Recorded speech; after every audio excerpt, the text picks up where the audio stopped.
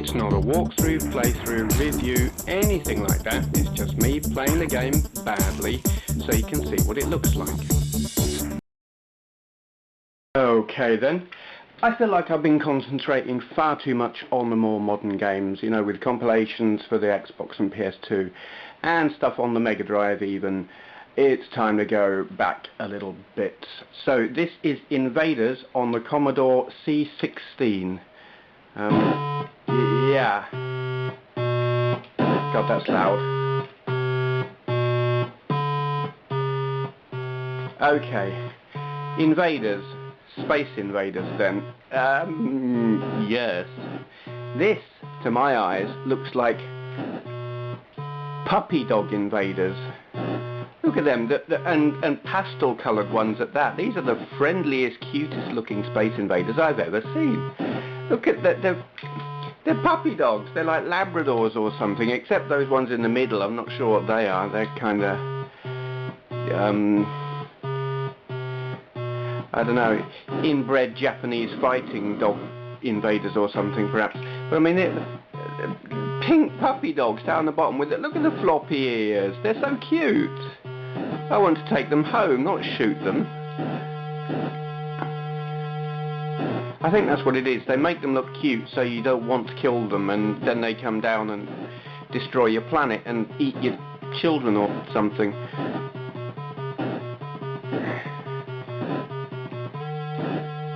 Now, what's really needed here to beat these, and probably only English people will get this, to beat these you need a smart bomb that is based on a roll of toilet roll. We need the Andrex bomb. Oops, bollocks. Yeah. I mean, they're even in toilet roll colours already. I wonder, was this sponsored by Andrex?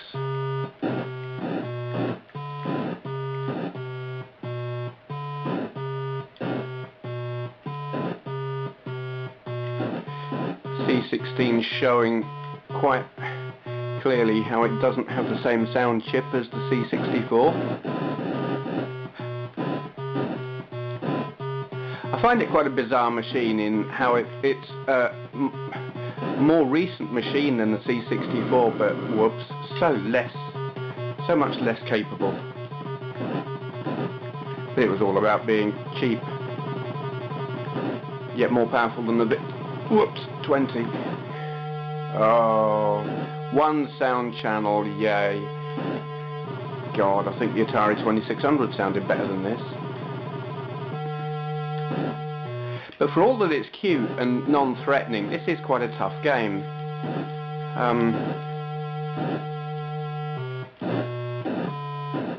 It's pretty mean when you get down to that last one. They do, whoops, they do chuck the bombs at you. I do find it amusing as well. The explosions, they've got all the like explodey frayed edges on it and everything, but the overall outline of the explosion is a rectangle, and that just, it makes me chuckle. Oh, there you go.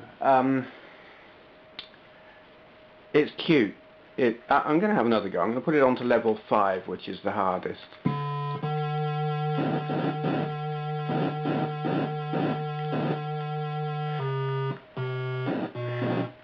I'm playing this with the original C16 joystick, which is actually really nice. It feels a little bit fragile, but in terms of sensitivity and doing what you want it to, it's great.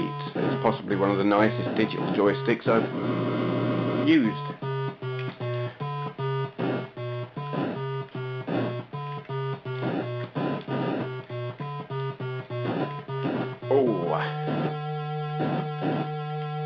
Oh yes, obviously I intended to do that. Okay.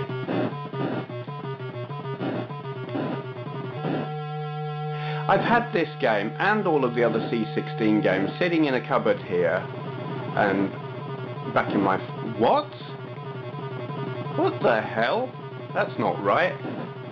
Yeah, I've had the game and all of my C16 games for the best part of 10 years, but this is the first time I've ever actually loaded it or any of them up. I've been so engrossed with all the other systems I've got, and that's what happens when you've got that many. You can't play them all at once, so you kind of play them in order. And yes, it is the first time I've ever played a C16 game on this C16.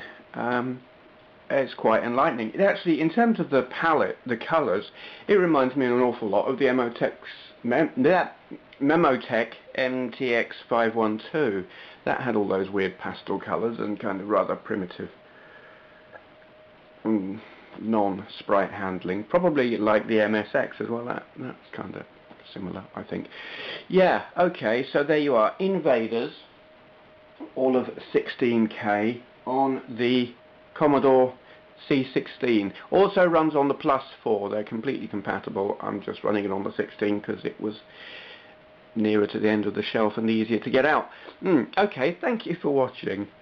This and videos of other retro games in my collection and a video of my console and computer collection can be found on my YouTube channel, along with a link to my website retrogamingcollector.com, so take a look at that if you've got nothing better to do. Thank you for watching.